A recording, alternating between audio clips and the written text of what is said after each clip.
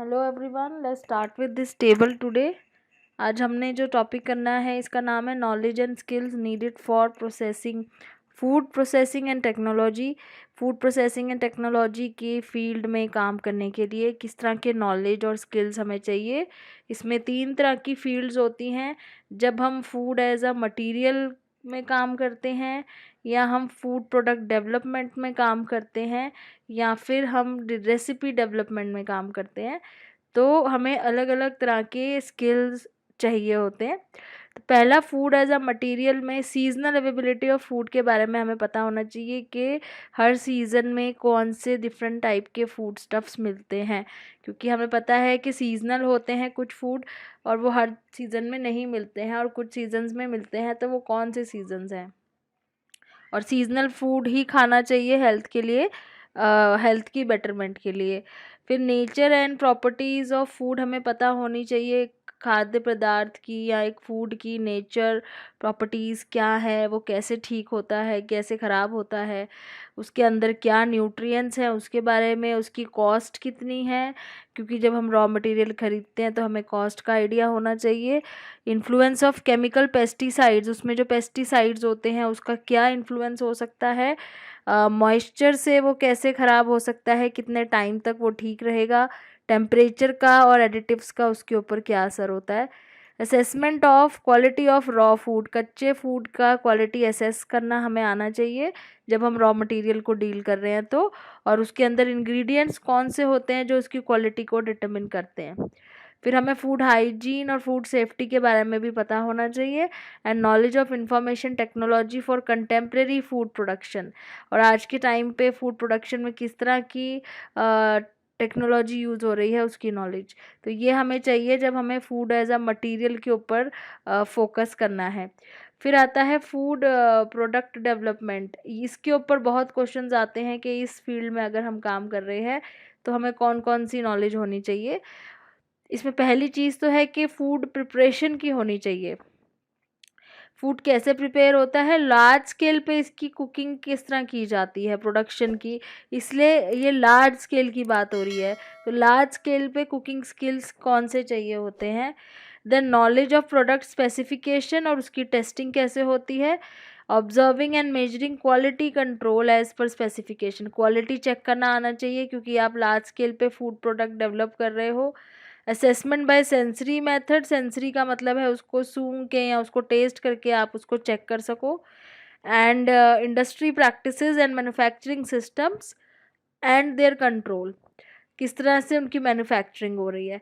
और लेबलिंग और पैकेजिंग क्यों ज़रूरी पता होनी चाहिए, क्योंकि आप प्रोडक्ट डेवलप कर रहे हो तो आप उसको लेबल भी करोगे और पैकेज भी करोगे।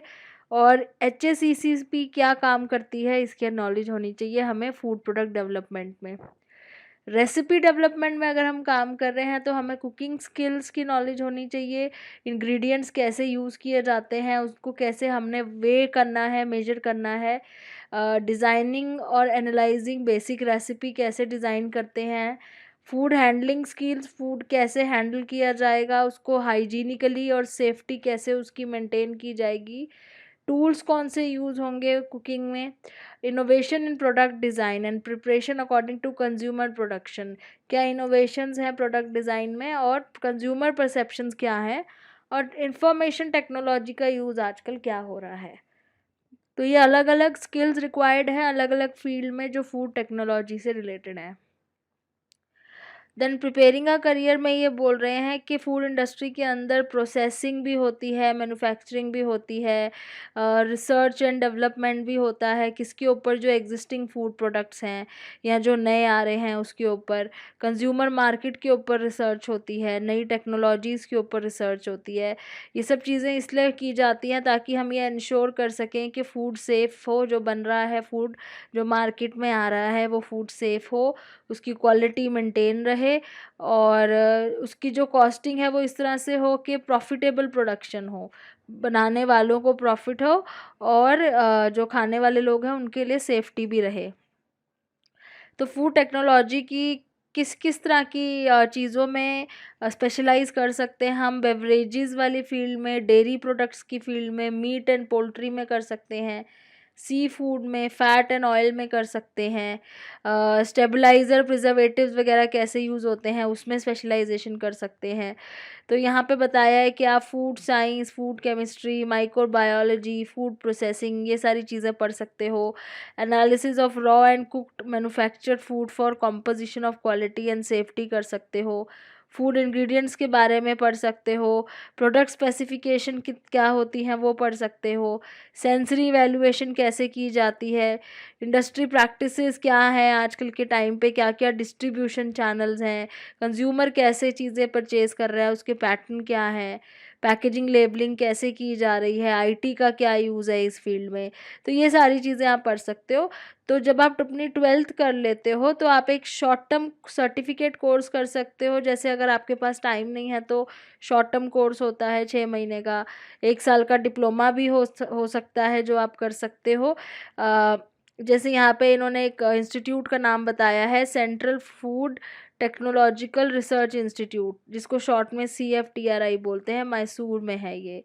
तो ये सेल्फ एम्प्लॉयमेंट या स्मॉल स्केल यूनिट में एम्प्लॉयमेंट के लिए ठीक है, लेकिन अगर आपको बड़ी जगह पे बड़े एस्टेब्लिशमेंट में काम करना है तो उस केस में आपको कम से कम बैचलर्स या मास्टर डिग्री लेनी ज़रूरी है रिसर्च क्वालिफिकेशन के साथ।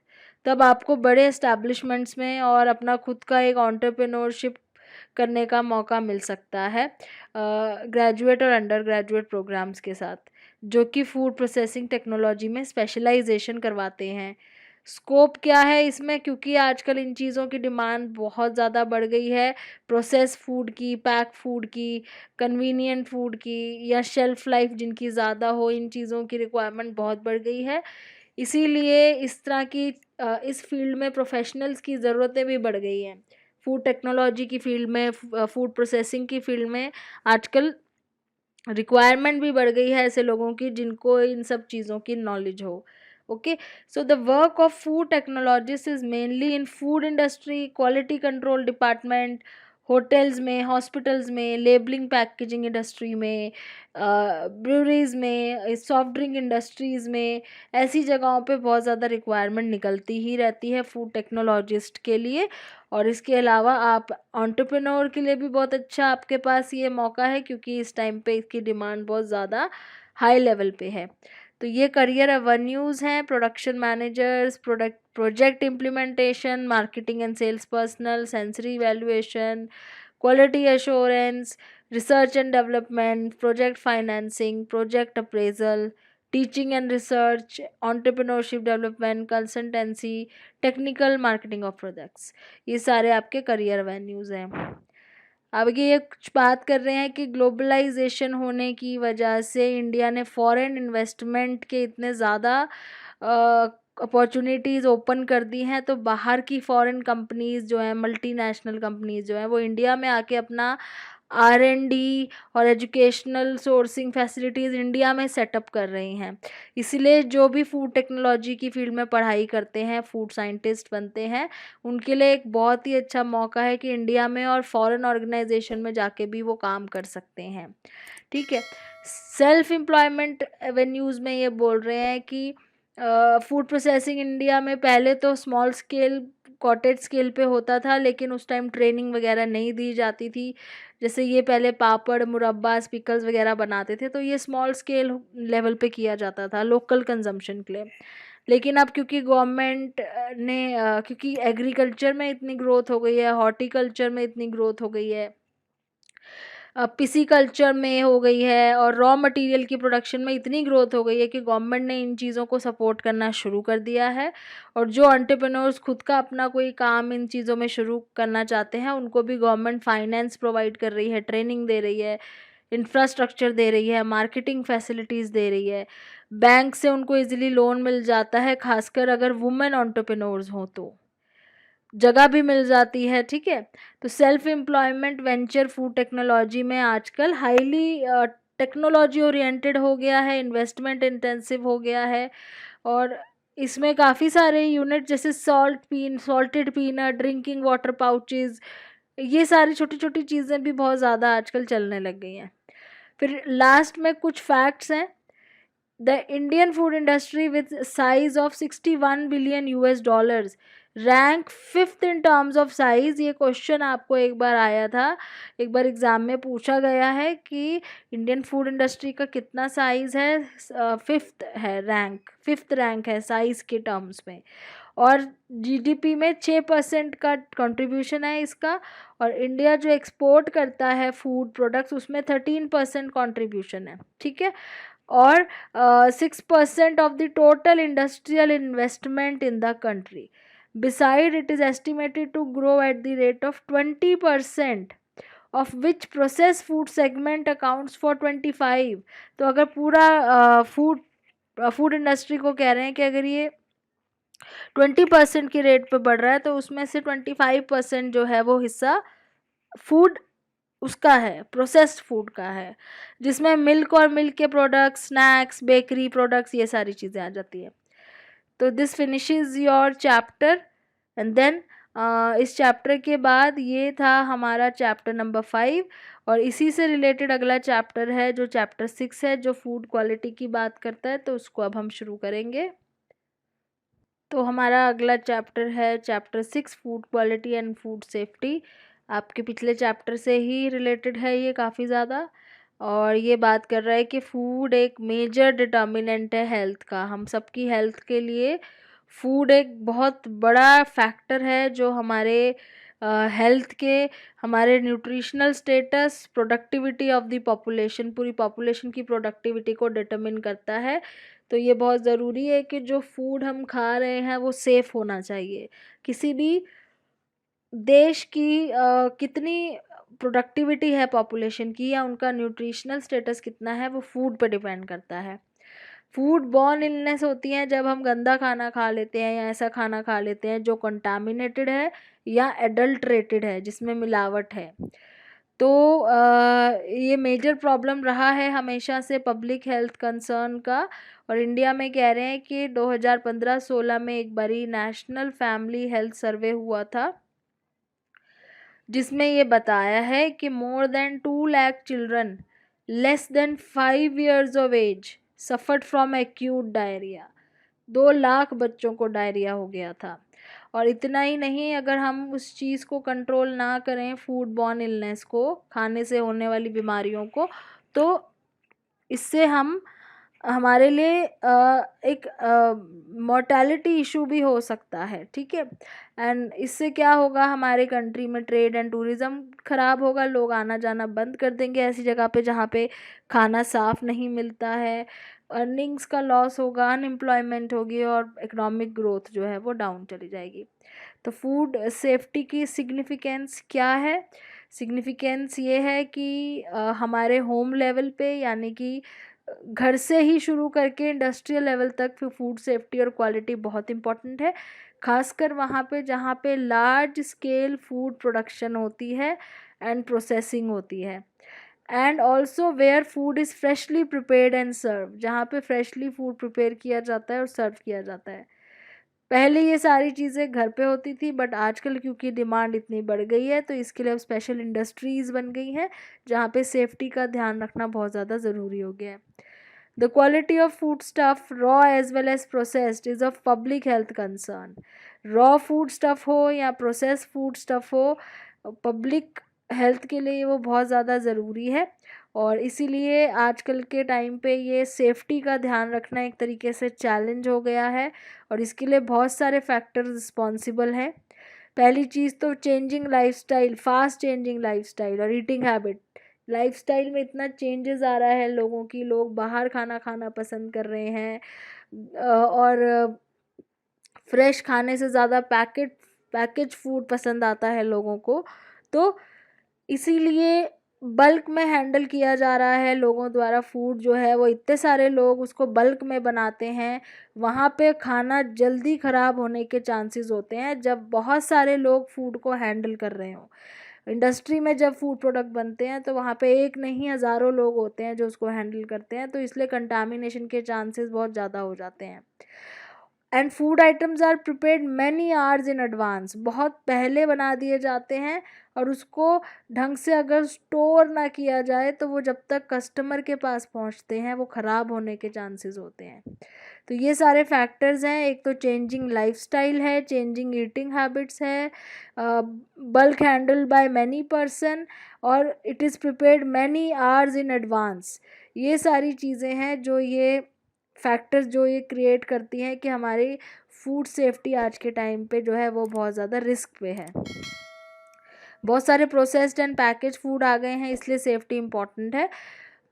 पुराने टाइम पे हम घर में मसाले यूज़ करके, तेल का यूज़ करके सारी चीज़ें प्रोसेस करते थे, पर जैसे कि आज भी स्पाइसेस, कॉन्डिमेंट्स और ये सारी चीज़ें यूज़ होती हैं घरों में। अब नेक्स्ट चीज़ ये कह रहे हैं कि logistic governing transport of bulk food is complex. मतलब जो वो बनता है बल्क फूड, उसका प्रोसेस होने और कंज्यूम होने के बीच में बहुत बड़ा गैप है। प्रोसेस होना मतलब इंडस्ट्री से जब वो पैक होके निकलता है और जब वो कस्टमर तक पहुंचता है तो वो टाइम गैप बहुत लंबा है, तो इसीलिए रिस्क भी बढ़ जाता है। मास प्रोडक्शन और मास डिस्ट्रीब्यूशन के बीच में कंटामिनेट होने का फूड चांसेस बढ़ जाते हैं। फिर माइक्रोबियल अडेप्टेशंस हैं, एंटीबायोटिक रेजिस्टेंस है, ऑल्टर्ड ह्यूमन ससेसिबिलिटी है, इंटरनेशनल ट्रैवलिंग है, ये सारी चीज़ों की वजह से फूड बॉर्न माइक्रोबियल डिसीजेस बढ़ते जा रहे हैं। और आजकल जो फूड बॉर्न पैथोजेंस हैं जिसकी वजह से खाना कंटामिनेट हो जाता है, उसका भी जो कह रहे हैं कि बहुत सारी चीज़ें हैं जिसकी वजह से ये भी होता जा रहा है। This is an issue of global public health concern. मतलब ये पूरे वर्ल्ड में ही एक हेल्थ कंसर्न है कि जो नए नए तरह के आजकल एमर्जिंग पैथोजेंस हैं जिसकी वजह से खाना ख़राब हो जाता है, फूड स्पॉइल हो जाता है। अब इसमें इंडिया को कह रहे हैं is a significatory to the WTO non tariff agreement which has provided greater access to the world market. Indian products को पूरे वर्ल्ड में बेचने के लिए WTO ने एक्सेस दे रखी है। जो इंडिया में प्रोडक्ट्स बनते हैं वो पूरे वर्ल्ड में मार्केट में जाके बेचे जाते हैं, और इसीलिए ज़रूरी हो गया है कि वो फूड प्रोडक्ट्स जो हैं वो सेफ़ और उनकी क्वालिटी मेंटेन्ड होनी चाहिए। तो एक स्टैंडर्ड का फूड प्रोडक्ट बनाना बहुत ज़रूरी हो गया है। एटमॉस्फेयर में अगर पॉल्यूशन है, सॉइल में, वाटर में, जैसे पेस्टिसाइड वगैरह होते हैं, तो उससे भी फूड प्रोडक्ट कंटामिनेट हो जाता है। कभी कभी एडिटिव्स डाल देते हैं, जैसे प्रिजर्वेटिव ज़्यादा हो गया या कलर ज़्यादा डाल दिया या फ्लेवरिंग एजेंट ज़्यादा डाल दिए, तो इन सब चीज़ों से फूड कंटामिनेट हो सकता है। So owing to the above factor there is a growing concern for safe, wholesome and nutritious food. इसीलिए आज के टाइम पे सेफ फूड, होलसम और न्यूट्रिशियस फूड की लिए कंसर्न हो ज़्यादा बढ़ गया है, और इसी के बारे में हम इस चैप्टर में आगे बात करेंगे। अभी इससे पहले वाला अगर आपने मेरी वीडियो नहीं देखी है तो आप आई बटन में जाके वो वीडियो सर्च करके देख सकते हैं, और बेसिक कॉन्सेप्ट से हम अपने नेक्स्ट वीडियो में स्टार्ट करेंगे। Thank you.